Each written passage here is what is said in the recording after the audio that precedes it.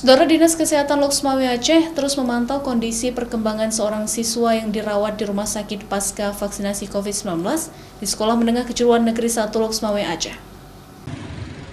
Hingga kini hasil pantauan Dinas Kesehatan yang berkoordinasi dengan pihak dokter rumah sakit yang menangani Naswa siswi SMK Negeri 1 yang dirawat pasca vaksinasi terus membaik.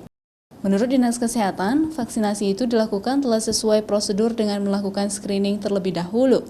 Hal yang dialami siswi tersebut merupakan gejala KIPI atau gejala pasca imunisasi. Biasanya tidak berlangsung lama, kalaupun lama 1-2 hari dirawat.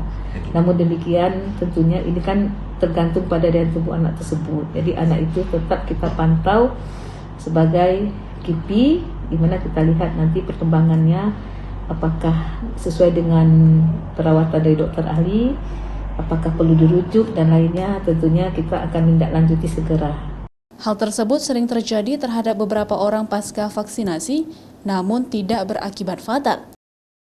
Zikri Maulana, Kompas TV, Loksmawe.